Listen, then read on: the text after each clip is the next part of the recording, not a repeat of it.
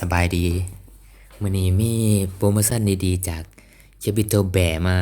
นำเสนอเนาะโปรโมชันนั้นก็คือการแจกสคริปต์ตัวใหม่เนาะเป็น Sniper Diversaur เป็นสคริปต์ที่มือใหม่ก็ใส่ได้เนาะซึ่งจะสวยในการ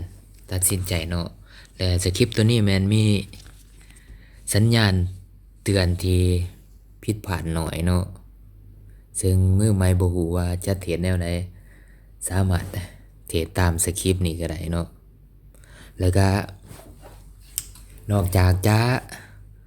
มีโปรโมชั่นแจกสคริปต์แล้วยังมีการแจกโบนัสนำเนาะโบนัสถึง500%ซึ่งรายละเอียดมีดังนี้เนาะคือสำหรับโบนัส500%นี่เนาะแม่นจะเป็นลูกค้าใหม่ก็สามารถใส่ได้เนาะหรือว่าจะเป็นลูกค้าเก่าที่มีบัญชีอยู่แล้วนี่แม่นบ่ต้องเปิดบัญชีใหม่เนาะสามารถใส่บัญชีเก่าแล้วก็ใส่รหัสนี้ไปเลยเนาะโอเคเดี๋ยวเรามาเบิ่งนำกันเลยเดี๋ยวจะลองเติมเข้ามาเดี๋ยวเราจะลองฝากผ่านอันนี้เนาะ ETVCat Wallet เนาะซึ่งฟังดีๆเนาะสำหรับถ้าไผอยากได้สคริปต์นี่แม่นต้องฝากขั้นต่ำนี่แม่น30เหรียญขึ้นไปเนาะเพิ่นจึงจะไล่สคริปต์แล้วก็อีบุ๊กเนาะเพิ่นจะมีการถ้าเราฝาก30เหรียญนี่ขึ้นไปมันจะไล่สคริปต์แล้วก็อีบุ๊กมาเนาะอีบุ๊กจะเกี่ยวกับข้อมูลเกี่ยวกับ Capital Bear เนาะจะให้เราเข้าใจอันนี้หลายเติบเกี่ยวกับการเทรดแล้วก็เมนูอิหยังต่างๆเนาะและรหัสสำหรับรหัสแม่นหาโบนัส500แม่น CB 500เนาะแม่นเขาบอนฝากเงินเดือกบอนจะฝากเงินแล้วก็เอารหัสตัวนี้นี่เนาะมาใส่เนาะใส่ห้องบอนมันจะมีว่า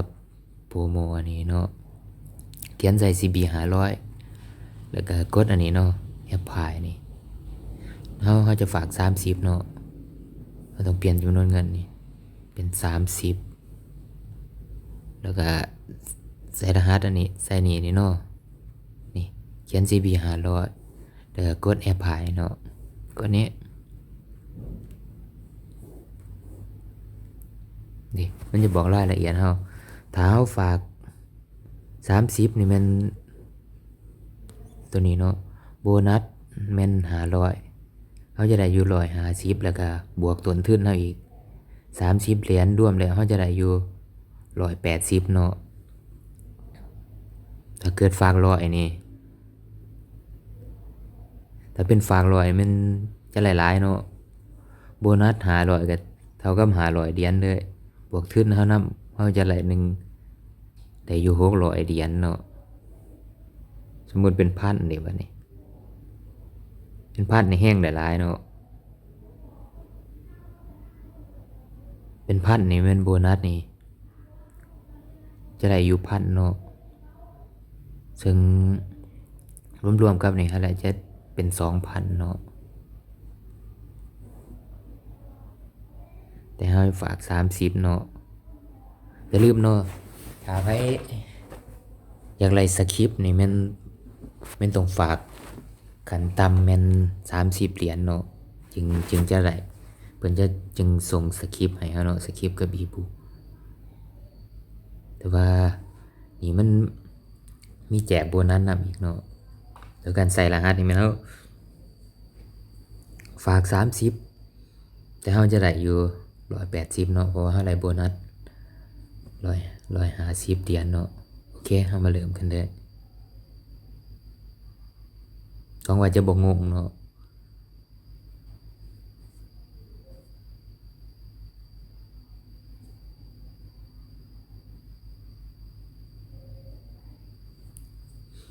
เราทำการฝากเงินได้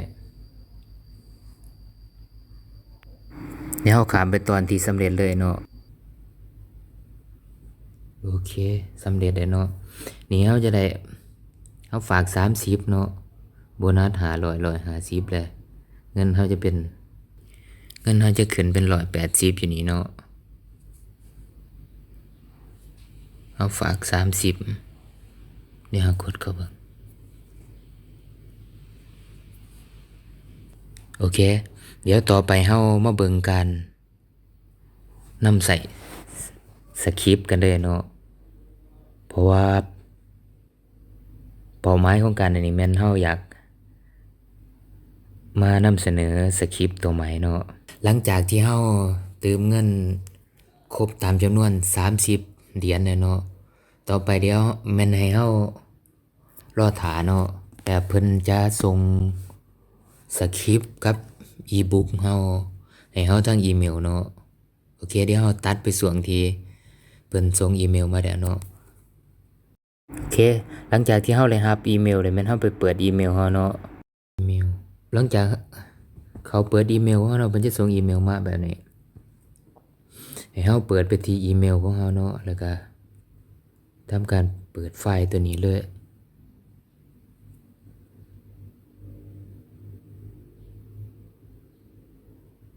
เพิ่นจะแนบลิงก์เป็น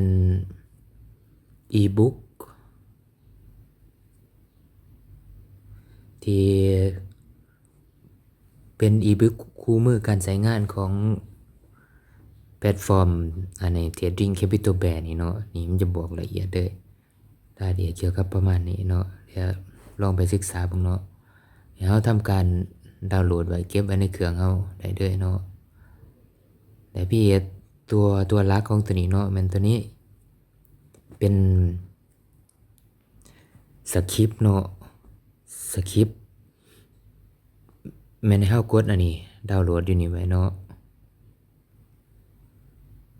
มันจะเข้าไปอยู่ในเครื่องเราเดี๋ยวต่อไปแม่นเรา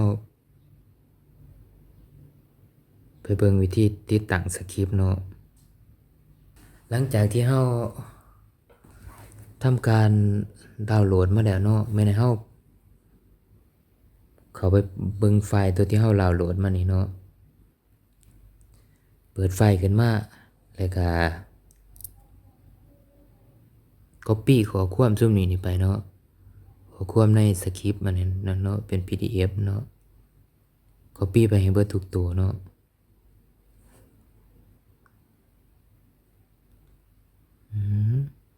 ไผใส่มือถือมันจะยากจังหน่อยเนาะแต่ในคอมมันสำบายเนาะหลังจาก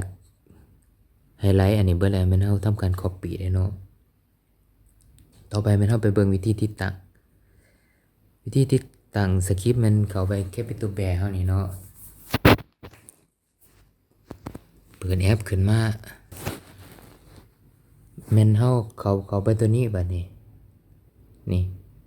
เครื่องหมายอันนี้เนาะและเข้าไปที่สคริปต์เนาะมันจะมีบอกอยู่นี่สคริปต์แล้วก็เพิ่มสคริปต์เนาะนี่แอดสคริปต์นี่ต่อไปแม่นให้เฮาเลือกตัวนี้เนาะเพราะว่าเฮา copy อันนี้มาแล้วบ่ให้เลือกตัวนี้เนาะถ้าเฮาเป็น import จากไฟล์อันนี้ PDF ที่เฮามันจะบ่สามารถติดตั้งได้เนาะจะเป็นข้อมูลใหม่ต้องจื้อเนาะว่าหลังจากที่เฮา copy มาแล้วแม่นให้เลือกนี้เท่านั้นเดี๋ยวก็กดนี้เลยเนาะอันนี้มันจะเข้ามานี่อัตโนมัติเลยแล้วเนาะเดี๋ยวหลังจากนั้นทำการเซฟเนาะบ่ต้องไปอันนี้หยังวะเนาะเซฟกดเซฟเลยต่อไปแม่นวิธีใช้งานสำหรับวิธีใช้งานนี่แม่นสำหรับไผที่เทรดในมือถือเนาะแม่นจะบ่สามารถใส่สคริปต์อันนี้ได้นี่เนาะนี่สำหรับไผเทรดในคอมมันสบายเนาะมันเปิดใส่นี่สำหรับไผมือถือเทรดในมือถือมันต้องไปเปิดผ่าน Google Chrome เนาะโอเคเดี๋ยวเราไป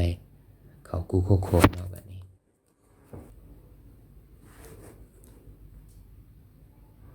เข้าไปที่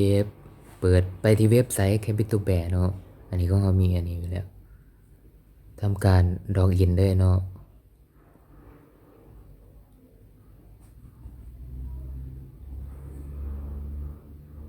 แล้วก็กดตัวเทรดนี้ด้วยเนาะตรงอย่าลืมเนาะตรงเปลี่ยนอันนี้เฮาเป็นแบบเป็นเลดท็อปเนาะเลดท็อปใส่เนาะมันจริงๆใส่กันได้แต่เป็นโมบายอันนี้มันจะบ่มีให้เทรดในนี้เนาะต้องเจออีกอย่างหนึงเนาะหลังจากเฮาเขามานี่แหละเนาะวิธีการใส่สคริปต์มันเข้ามานี้นี่มันจะเห็นขึ้นกดบอลอันนี้นี่เนาะนี่ลูกศรเป็นเสียนอันนี้เนาะมันจะขึ้นอันนี้สคริปต์มาให้เฮาและต่อมาแม่นเฮานี่กดเข้าสคริปต์นี่เนาะสคริปต์จะเห็นแนวเนาะสไนเปอร์อันนี้เฮากดใส่เลยแล้วก็แอปพลายโอเคนี่มันจะขึ้นมาให้เฮาแบบนี้เนาะสำหรับวิธีการใส่งานมันสคริปต์ตัวนี้มันสามารถใส่ได้ทั้งดิจิตอลแล้วก็ไบนารีเนาะนี่เฮดดิ้งนี่ออปชั่นนี่เนาะใส่ในทั้งไบนารีที่เฮาจะเทรดไบนารีเนาะเดี๋ยวกู้เงินอย่าลืมเนาะสำหรับการเพิ่มสคริปต์สำหรับไผเทรดในมือถือมันให้เพิ่มผ่านแอปของ Capital Bear เนาะเฮาจะมาเพิ่มอยู่นี่บ่ไหลเนาะมันจะยากแน่จะเพิ่มผ่านอยู่นี่แม่นบ่ได้เนาะเฮาลองเด้มันจะเป็นข้อมูลที่เฮาโหลดมาเฮาวางใส่มันจะมั่วไปเบิดง่ายสุดมันเปิดผ่านแอปทำการติดตั้งใส่อันนี้เรียบร้อยแล้วหลังจากวิธีใส่งานมันเฮาจะมาใส่อยู่ใน Google Chrome เนาะประมาณนี้เนาะวิธีใส่งานมันเฮาเปิดกราฟขึ้นมาแล้วก็ให้เฮารอท่าเนาะรอท่ามันจะมีนี่สัญญาณบอกเฮาเป็นเม็ดเป็นอันนี้เนาะถ้าเห็นขึ้นสีเขียวแม่นให้เฮากดขึ้นแล้วก็นี่จะบอกประมาณนี้นี่เนาะนี่มันเป็นเม็ดอันนี้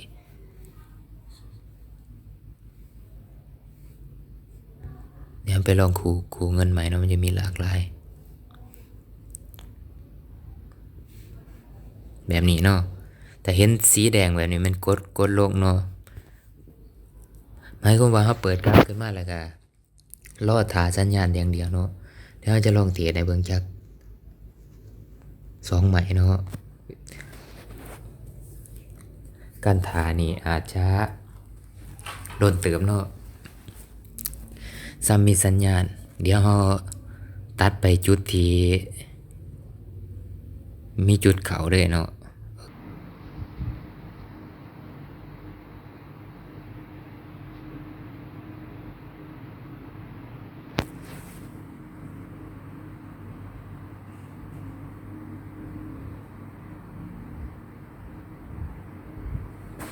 โอเคเห็นสัญญาณขึ้นแน่นอนเฮากดเลยเด้อ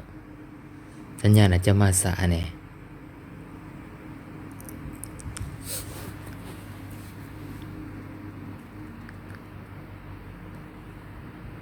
อย่าลืมเนาะบ่มีเทคนิคใดแน่นอน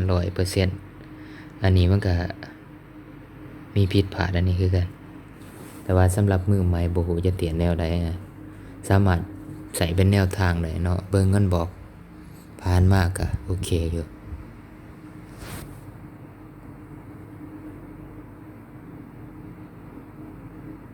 บางทีเฮากดหนีเนาะมาบ่ทันเนาะมันเป็นการกดข้ามแท่ง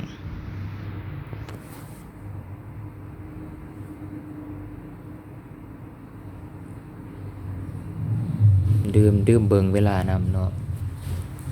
เพื่อป้องกันความเสี่ยงแม่นเฮาควรต้องรอสัญญาณที่แจ้งเตือนในแท่งเทียนของนั้นๆเนาะถ้าเลยไปแล้วมันปล่อยเนาะเพราะว่ามันจะข้ามอันนี้แบบนี้นี่ความเสี่ยงจะมีแม่นเฮาสังเกตเบิ่งเวลาในการสื่อทั้งเทิงนี่ให้ดีเนาะกดข้ามแท่งนั่นนี่เสี่ยง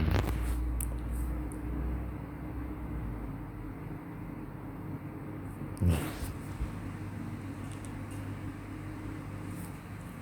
ประมาณนี้เนาะ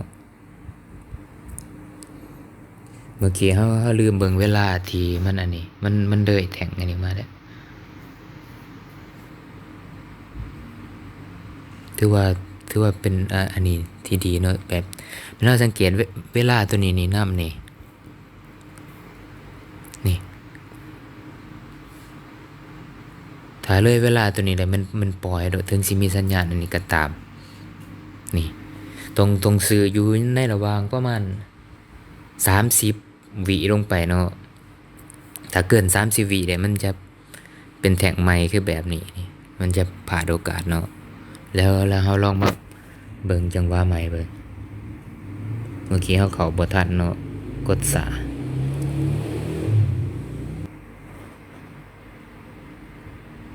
มาบ่ทันเนาะความจริงเนี่ยมันเฮาต้องรออย่างเดียวเนาะเปิดกราฟแล้วปาไว้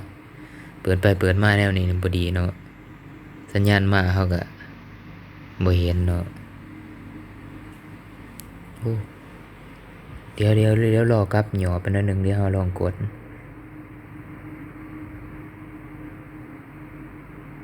โอเคยังอยู่ในช่วงเวลานี่อยู่เนาะเดี๋ยวลองเบิ่งอันนี่ก็เป็นการมาบ่ทันคือกันเนาะ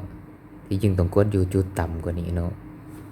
นี่จะเห็นสัญญาณจุดแดงๆกันนี่เนาะนี่เป็นเม็ดอันนี้มันเฮากดเลยเนาะ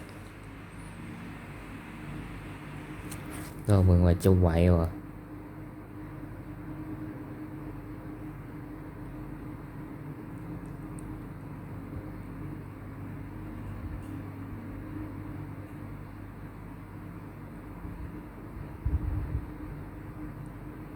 โอเคเนาะประมาณนี้เนาะสำหรับมือใหม่ ที่บ่ฮู้ว่าจะเทรดแนวอะไร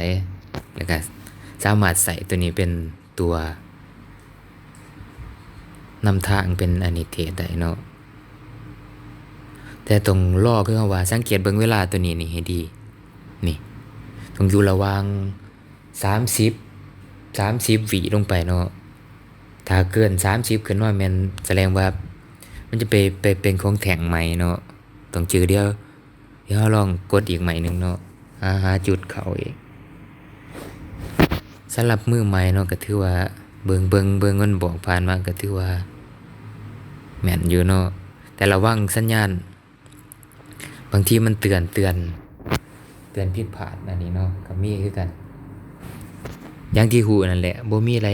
เทคนิคใดแน่นอน 100% เนาะมันก็ต้องมีผิดพลาดอันนี้แต่ว่าไผบ่ฮู้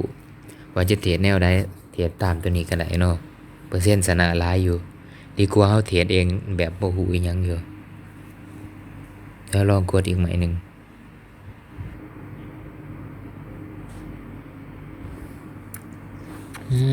มาบ่ทันเนาะ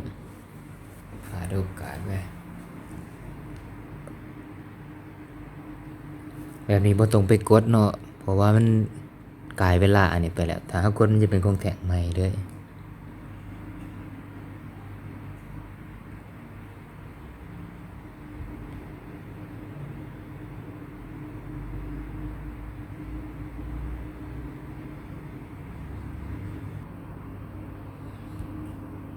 สัญญาณเข้าหน่อย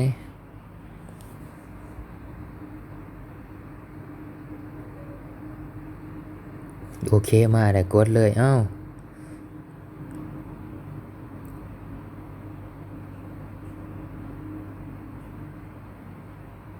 อย่างที่บอกเนาะตัวนี้เป็นสัญญาณแจ้งเตือนผิดพลาดเนาะอย่างที่บอกนั่นแหละบ่มีเทคนิคใดแน่นอน 100% เนาะมีพลาดคือกัน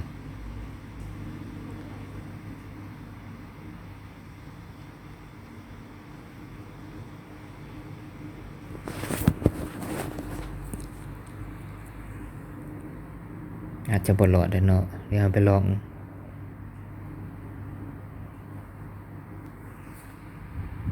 ถึกสวงแห้งคล้ายเขาต่อเนาะโอเคว่าเป็นหยังรอแกะมือใหม่เนาะ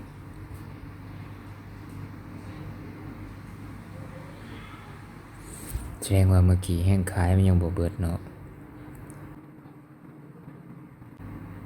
โอเค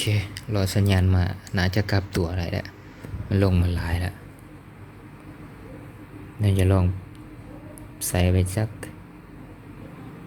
4 เหรียญเนาะโอเคไปเลยจะโดนหลอกอยู่บ่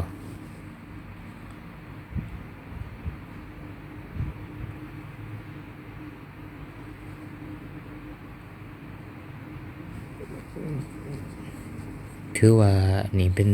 ระยะเจาะๆเป็นเทรนขาลงเนาะเสี่ยงอยู่ที่จะกดขึ้น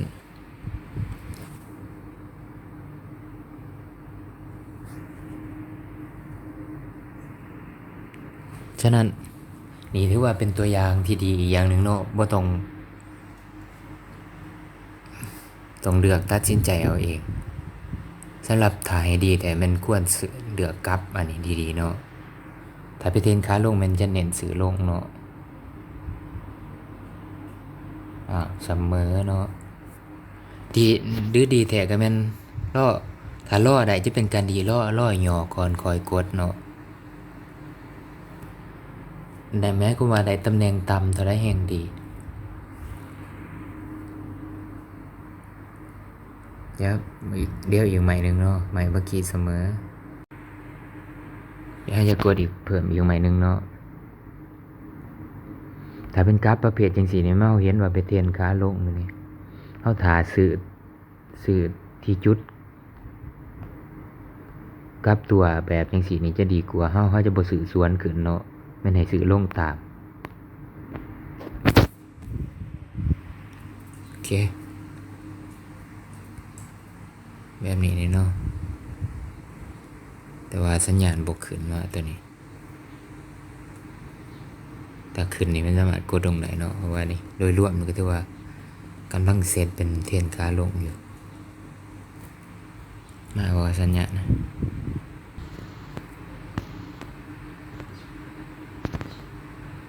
โอเคสัญญาณมาแล้วไปเลยตามไปเดี๋ยวมันรอหย่อเนาะ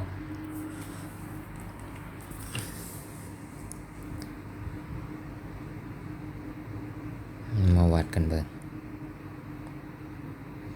ถ้าป้องกันความเสี่ยงแท้ๆมันต้องเห็นสัญญาณเขียวๆแล้วรอให้หย่อก่อน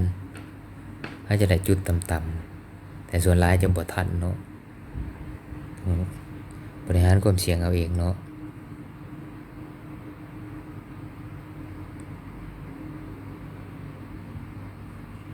อีกอย่างหนึ่งเนาะไปเทรนขาลงอย่างแบบนี้ควรเน้นซื้อลง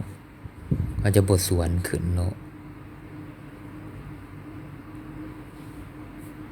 มาเบิ่งว่าจะรอดบ่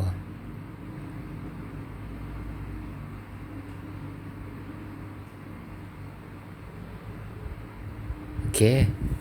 ประมาณนี้เนาะการใส่มีแต่ดีแท้บ่เปลี่ยนกราฟไปกราฟมาจึงอยู่กราฟนั้นเนาะแบบสไนเปอร์น่ะสุ่มยิงรอสัญญาณมาแบบนี้แล้วก็จังคอยกดเนาะมาเทียนให้เบิ่ง3 ใหม่เนาะโอเคตัวนี้มาตัวเฮามาบ่ทันเนาะมือใหม่น่าจะเหมาะอยู่แล้วก็เป็นคนใจเย็นแน่สามารถท่าได้เนาะ